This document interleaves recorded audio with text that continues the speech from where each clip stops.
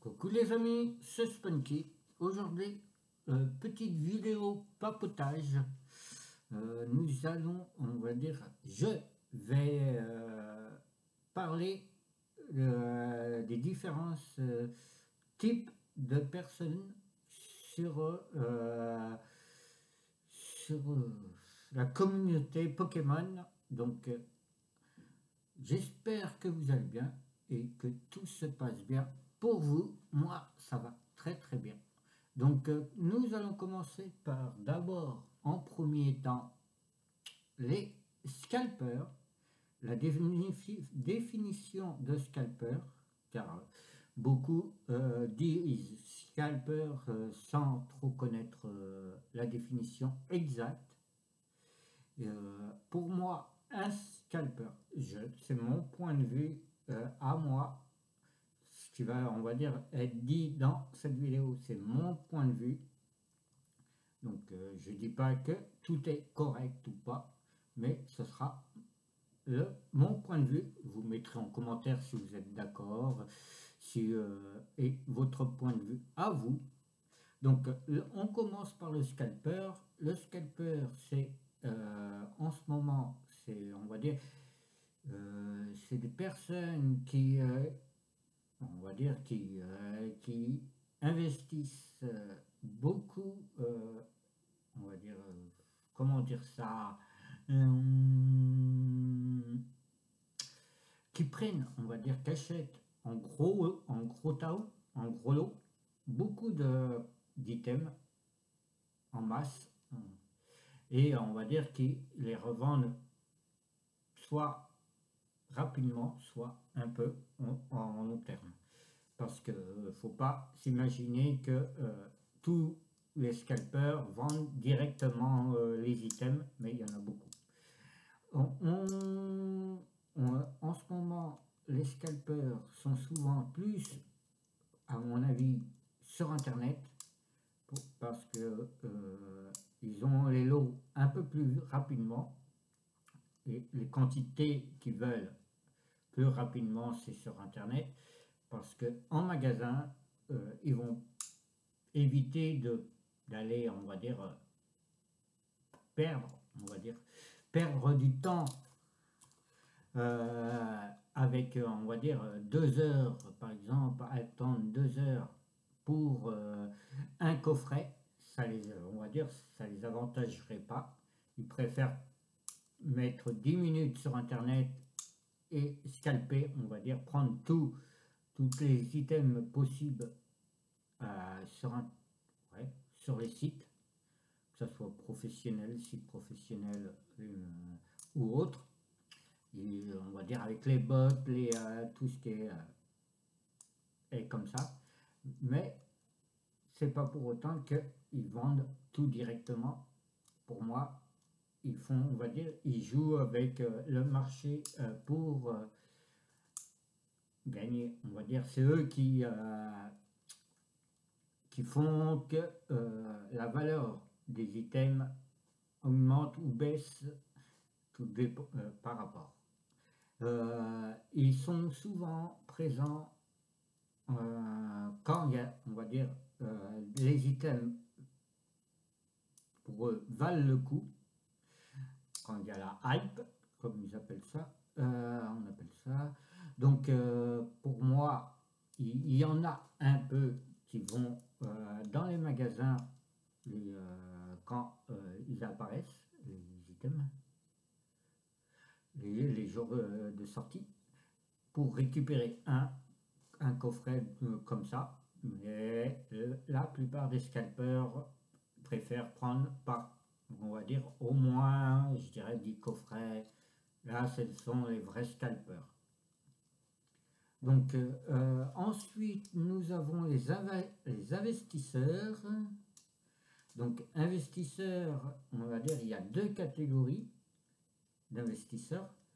Il y a la catégorie qui est un peu passionnée par Pokémon, et l'autre catégorie, c'est ceux qui ont, on va dire, qui connaissent rien à Pokémon et qui, on va dire, qui voient que par l'argent, qui voient que l'argent rentre bien.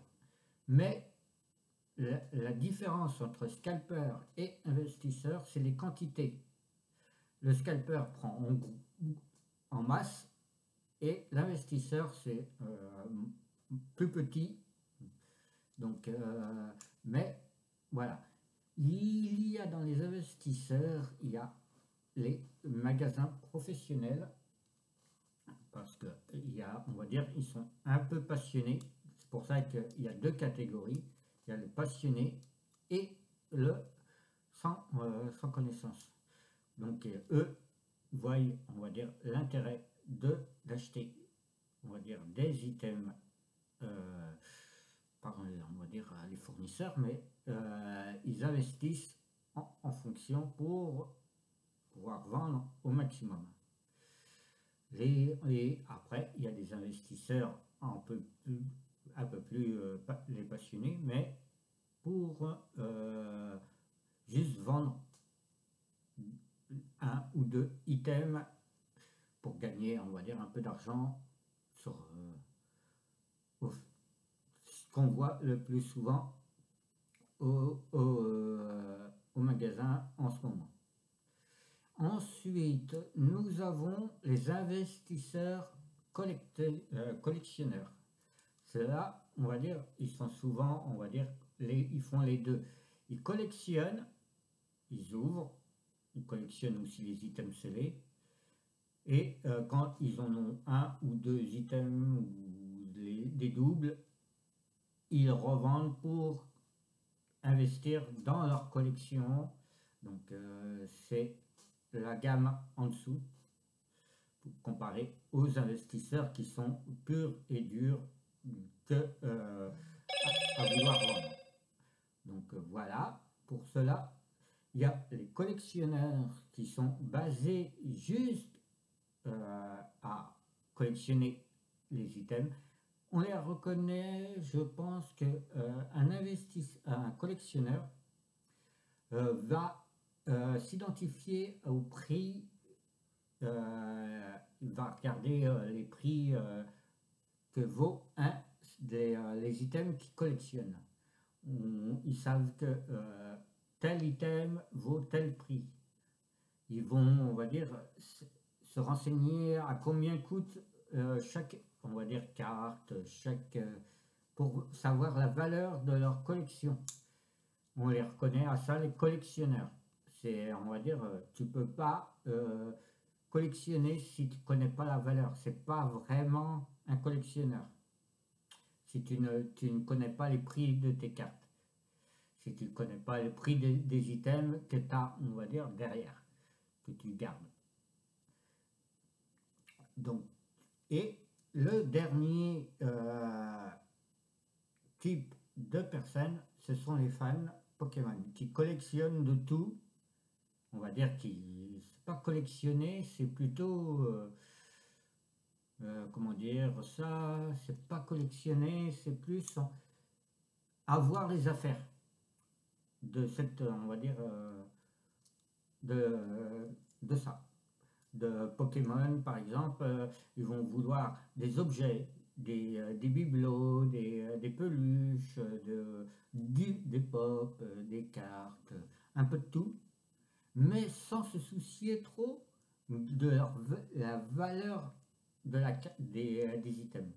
Ils vont pas aller voir le prix, on va dire, à tire-larigot. Ils vont pas aller voir combien ça vaut une certaine carte. Cela, c'est, on va dire, c'est des fans de Pokémon et ils sont plus, on va dire, à aimer la licence que collectionner. Ils en ont rien, on va dire, à cirer du prix. Donc voilà. Pour moi, ça, ce sont les fans. Vous voyez, il y a diverses catégories de types de personnes dans la communauté. Vous, qu'est-ce que vous pensez, on va dire, si vous voulez mettre en commentaire dans quelle catégorie vous vous mettez, vous pouvez. Moi, je suis, on va dire, plus dans le côté fan Pokémon. Je regarde pas, on va dire, les prix de mes items sur internet. J'en ai rien à battre Si ça vaut 20, 30, 50, on va dire, ça n'a pas d'importance, hein, mais moi ce que j'aime c'est regarder ce que j'ai. Ça me fait plaisir de regarder de temps en temps mes items, et voilà. Donc, je vais vous laisser maintenant. Passez une bonne journée. Prenez soin de vous et de votre famille. Et on se dit à demain. Bye.